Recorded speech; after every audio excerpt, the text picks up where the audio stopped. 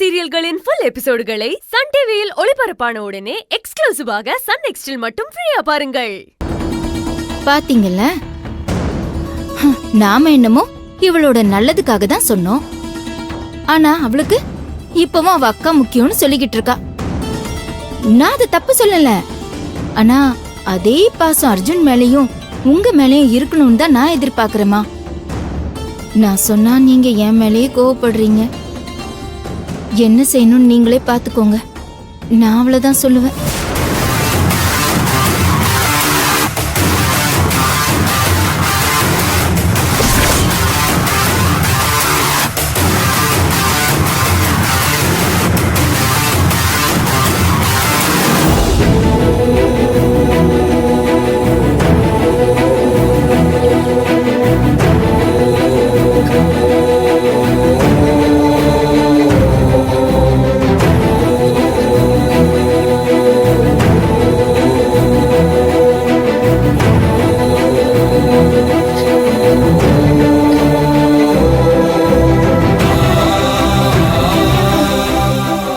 மலரு,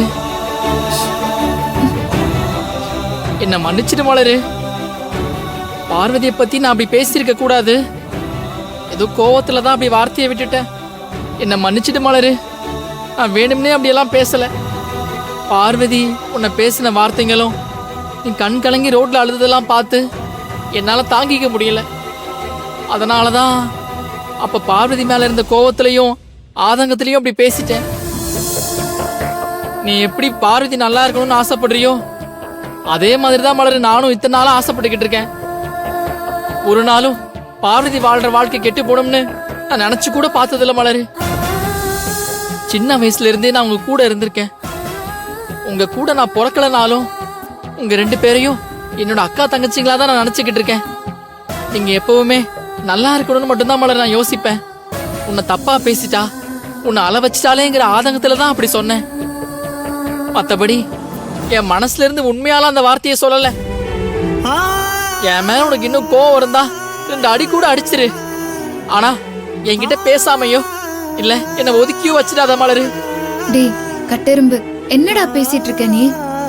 நான் எப்படி உன்னை ஒதுக்கி வைப்பேன்? அப்படி நீ எப்படி நினைக்கலாம்? உன்னை பத்தி உன்னை விட எனக்கு நல்லாவே தெரியும். நீ எனக்காக தான் பார்வதி அக்காவை அப்படி பேசினேன்னு எனக்கு தெரியும்டா. அந்த நேரத்துல நான் இருந்த மனநிலையில உன்னை நான் அடிச்சிட்டேன். அது உனக்கே தெரியும்ல. பார்வதி அக்காவை யாராவது ஏதாவது சொல்லிட்டாங்கன்னா என்னால அதை பொறுத்துக்க முடியாதுன்னு உனக்கு தெரியும்லடா. மத்தவங்க எல்லாம் சொல்றதை விட கூடவே இருந்த நீ சொன்னதை தாண்டா எனக்கு ரொம்ப கஷ்டமாவே இருந்தது. பார்வதி அக்காக்கு என் மேல தாண்டா கோபம். ஆனா உன் மேல அவளுக்கு எந்த கோபமும் இல்ல. அப்படி இருக்கும்போது எனக்காக அவங்கள அப்படி சொல்லிட்டேன்னு தெரிஞ்சா அவளே ரொம்ப கஷ்டப்படுவாள்ல. நீ சொன்னல எங்க 2 பேரையும் உன்னோட அக்கா தங்கச்சியா தான் பாக்குறேன்னு. அதே மாதிரி தானடா நாங்களும் நினைக்கிறோம். அந்த உரிமையில தான் உன்கிட்ட கோவத்தை காட்டிட்டேன். அதனாலதான் நான் உன்னை அடிச்சேன்.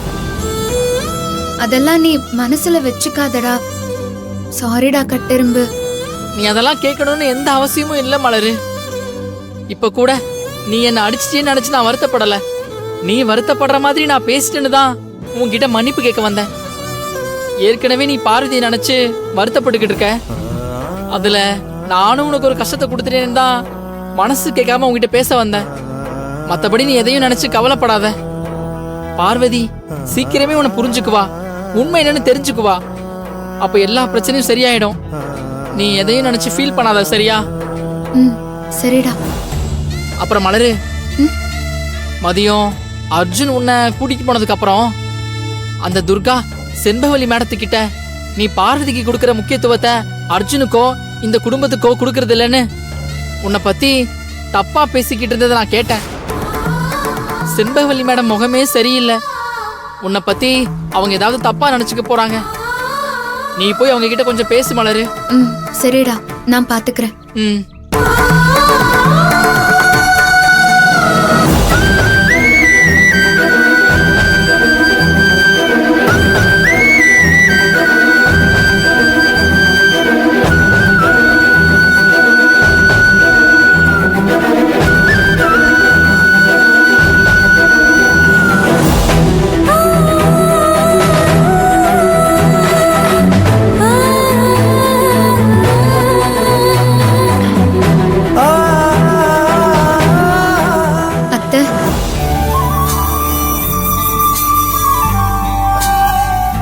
என்ன மலர்? உங்ககிட்ட கொஞ்சம் பேசணும் அத்தை. என்ன விஷயமா? உட்காரு.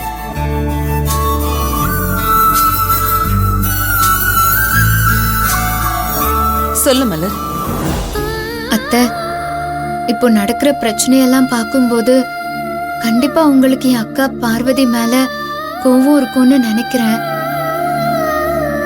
காலையில பார்வதி அக்கா அர்ஜுன் தான் நிக்கிதாவை கொலை பண்ணான்னு கோவத்துல ஏதோ வார்த்தைய விட்டுட்டா.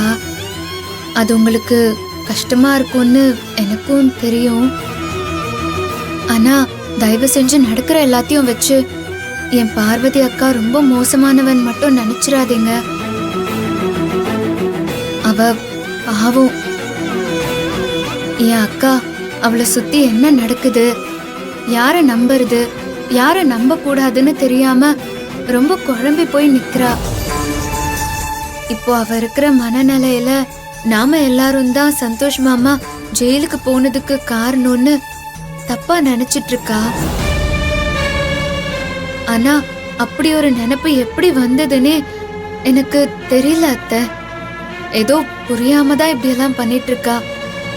இப்போ இல்லைனாலும் கண்டிப்பா அவளுக்கு இதெல்லாம் தப்புன்னு ஒரு நாள் புரியும். சந்தோஷ் மாமா உள்ள இருக்கிறதுக்கு காரணம் நாம இல்லைன்னு அவ புரிஞ்சுப்பா.